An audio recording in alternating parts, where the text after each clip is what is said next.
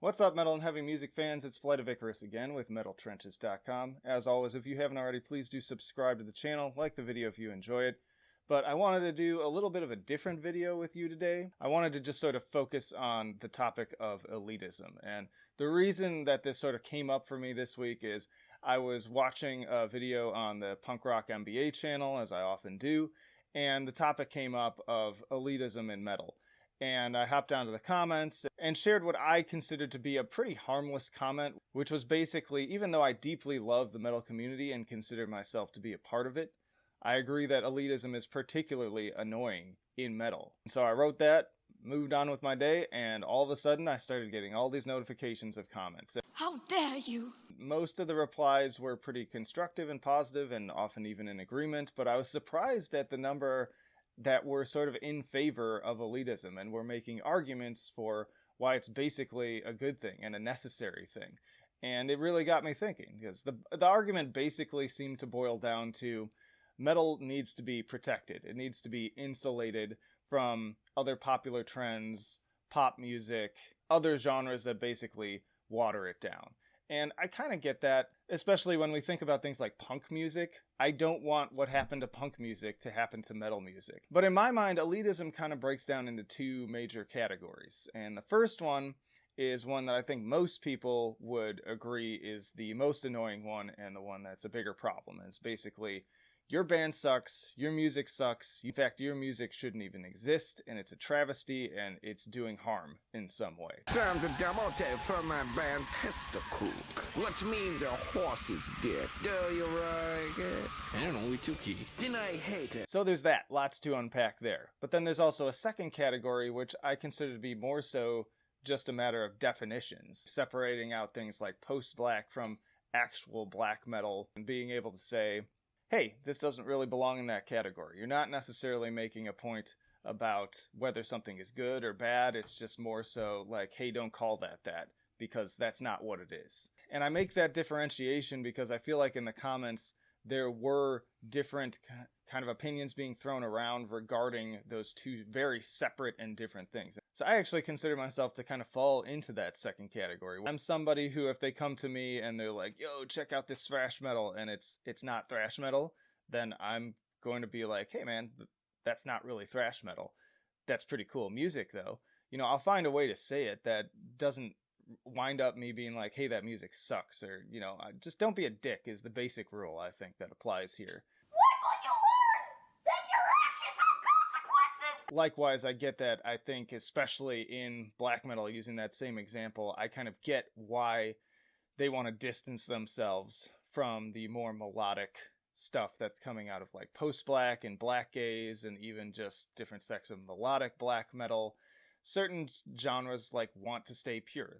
They don't want it to get watered down, and I respect that, again, because of what I see happen to punk music, because I think that was a big part of the problem, because punk, by and large, like actual factual punk music, doesn't really exist anymore in the mainstream anyways. But for a long time we got this wave of these pop punk bands like MXPX, Green Day, AFI, so on and so forth. And there's nothing wrong with any of those bands. In fact, I enjoy those bands. But it got to a point where what was punk and what was pop punk kind of got confused and mixed together with all these different, like pop punk, skater punk, all that stuff just sort of became one thing in the minds of various people. And now, like, people kind of just get away with like, oh yeah, I listen to punk. And they're like, okay, what punk bands do you like? Oh yeah, Green Day. And it's like, no, no. And again, I think there's a difference between doing that and explaining that and saying, hey, Green Day sucks and they shouldn't exist. To me, that's like the deciding factor is, are you trying to like eliminate something from the scene? You shall not pass! Like, I even had a conversation with one of my fellow writers about this the other day, because he and I were talking about Behemoth, and at one point he described them as a black metal band. And that just struck me as fundamentally incorrect. Like, I get how Behemoth's newer albums kind of have drifted more and more into sort of a black metal aesthetic, but they're still far from black metal. I mean, you ask Fenriz about it and he would probably cry at that characterization of Behemoth's music. But you look at albums like Demigod and some of their earlier stuff, is particularly, there is no business calling that black metal, period. Like, that is straight up death metal through and through. It's blackened death metal. There's a blackened atmosphere being applied. There's some black metal riffs being utilized. Sometimes the vocals even drift into somewhat black metal territory, but the foundations of that music are definitely death metal. And so again, for the reasons of wanting to, like this other commenter was saying, sort of protect the music and insulate it away from things that you don't want to be sort of confused, is the way I'd more so put it. Then yeah, I corrected that person. I was like, dude, that's not black metal. And we had kind of a discussion about, kind of an argument, but like a friendly sort of rivalry kind of argument going back and forth. And to me, that's what's fun about metal too. And that's part of enjoying the community, is being able to sort of get into these discussions about what is this and where does this fit, and does it even fit, and what else is influencing it. Like, to me, that's engaging, that's interesting, and that builds a stronger, tighter knit community with more interesting music too, because people branch out and try new things. And speaking of which, I feel like this is part of the reason why metal has survived so much longer than punk music has on a wider scale, because quite frankly, metal is just one of the most versatile genres around, if you ask me. Like, punk really puts you in a box. There's a very specific sound to that you kind of need to stick to for it to be punk music. If I'm to once more relate back to black metal, like, to me, punk music isn't like metal as a genre. Punk music is more like black metal as a subgenre, because again, there's like a specific set of rules there in terms of what your sound should be, whereas metal on the whole, the only rule in my mind for something to be metal is it's heavy. There's probably distorted guitars, there's probably some harsh vocals, but not necessarily. You look at like progressive metal, there's not necessarily harsh vocals there, but there's some element that just makes it heavy. It's something that you can in some way bang your head to. That's really it. That's like the only requirement for metal as a whole. So I'm less worried about metal kind of disappearing, because there's just such a broad array of what you can do with it, and that's part of what's exciting to me. And so I think it's fair to be somebody who's going around and saying, hey man, like, that's not that. This is what it is. And here's what thrash metal actually is, and here's what death metal actually is. And I have to get corrected all the time too. I had to have Dave explain to me really what slam actually is, because it just wasn't something that I grew up with. There was a time where I had to have people explain to me what is second wave black metal, like, and I'd make mistakes along the way. I still do. I'll do write-ups and reviews now where I'll characterize something in a certain way of a subgenre that maybe I'm less familiar with, and even the band will correct me. So I'm not throwing rocks at glass houses here. But the point that I'm kind of rambling on and trying to make is that I don't think we need to be worried so much about insulating metal as a genre. I think it's safe in that there's plenty of stuff that can come in, and it doesn't necessarily dilute the other stuff. Like, despite this wave we've had of post-black bands, there's still plenty of just raw, ugly second wave black metal to be found in the scene, and it's still excellent. Like, one has not damaged the other. In fact, in some ways, I feel like these more melodic black metal bands are sort of causing a new wave of harsher, uglier second wave black metal bands who want to kind of rebel against that, so to speak. Metal's built on rebellion, so it's kind of fun to see all the reactions. You just couldn't let me go, could you? This is what happens when an unstoppable force meets an immovable object. And then even though we've got deathcore bands coming in and becoming more popular, especially bands that kind of straddle the line like Shadow of Intent, Infant Annihilator, so on and so forth, that has in no way damaged like the true death metal scene. Like, there's still some truly insane, brutal, technical death metal bands out there that could care less that there are these deathcore bands running around. And then even the bands that I just mentioned are kind of, I feel like, as a result, pushing themselves to try to be a little bit more death metal in some ways too. They're becoming more technical.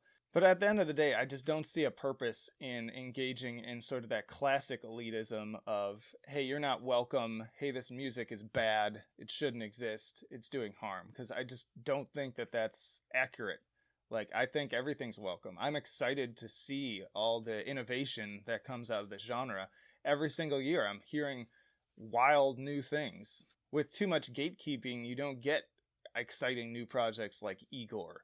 You don't get black metal expanding into crazy realms like Imperial Triumphant. You don't get a band like Warforged, so on and so forth. Like, I feel like that's kind of the life essence of all of this, is allowing new ideas to formulate and push themselves out there. And I don't like the idea of people standing around and crossing their arms and saying, no, you're not invited to the party.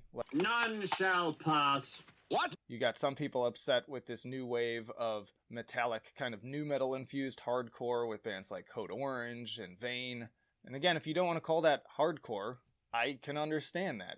But to me, it's all good, man. Like, it's all good music. So let's not push it away. Let's just like see where it goes. So that's my problem with elitism, is where it ceases to be like, hey, let's keep our kind of set terms and definitions here, and instead let's just be assholes and not allow people to enjoy the music. Because ultimately for me, like, I want to see metal grow, like, and I'm seeing that. It's been exciting to kind of see elements of it seep into the mainstream. You've got new waves of musicians in all subgenres who now kind of came up on some metal music too, in addition to the stuff that they're performing. To me, that's a good thing. There may be that handful of people who hear that music and go, oh, that's interesting, where did that come from? And they find an interview where they're like, oh yeah, I'm heavy into Dillinger Escape Plan, and so I wanted to kind of incorporate that into my style somehow. And then they're like, who the hell is Dillinger Escape Plan? And they Google it up, and they find them on YouTube or on Bandcamp or whatever, and they play some music, and they love it, and they fall head over heels for it, just like I did. And they end up in this rabbit hole of now they're loving all this metal music. Like, that happens all the time, especially now, because I feel like there's less of a stigma that's sort of separating these things out and treating metal as if it's this, like, shunned thing. And again, like, on a broader scale, I kind of still get what some people are saying about, like, metal should be dangerous. Metal should be kind of subculture. But I think you can have both. I really do. Like, I think it can be kind of dangerous and dark and still have those elements, but also be willing to bring more people into the fold. Because honestly, a scene can't survive without people. Even if my idea for what I'd like to see for the future of metal comes to fruition, there's still going to be plenty of room for all of that just dark, heavy underground stuff. And often there's a response there that, again, spurs new ideas, because if the radio stuff gets too mainstream, so to speak, then that's where you see the response of the underground scene push even harder to be like, okay, how can we really upset the straights now? Like, how can we kind of find that new line to really trigger some people and set things off? And that's what's fun about it. That it's part of the game. It's part of the game. And it's also inevitable, because you know what? Change is happening whether you like it or not. And I'd rather have it happen in that direction than to just kind of keep everything in this tight little box where everything stays the same and you're just hearing rehashing of things that you've heard a million times before. Because let's face it, like, that's what happens when you don't innovate, when you don't allow new ideas. If you find this interesting, please do like the video, and I'm really interested to see what people say down in the comments. I want to kind of get a discussion, a friendly debate going about what are your thoughts on elitism, and what are your thoughts on, you know, sticking to definitions? What are your thoughts on gatekeeping? Is it necessary? Do you have an argument against what I'm saying? Like, I'm more than open to hear that, and would even consider doing a follow-up video too if the responses are intriguing enough. But I think that is more than enough for now. Again, subscribe to the channel if you haven't already. Follow us on social media. Sign up for the email list. And of course, please do consider supporting us on Patreon or Subscribestar. Even just $1 a month makes a huge difference to help me cover my overhead costs and all that good stuff. But for now, this is Flight of Icarus signing off. I will see you in the trenches. People who hate on anything new and keep the genre stuck in the past. And of course, if you tell kids, fuck off, get out of my scene, well, they're going to listen to you and they're going to go listen to rap. So congratulations, you got what you wanted.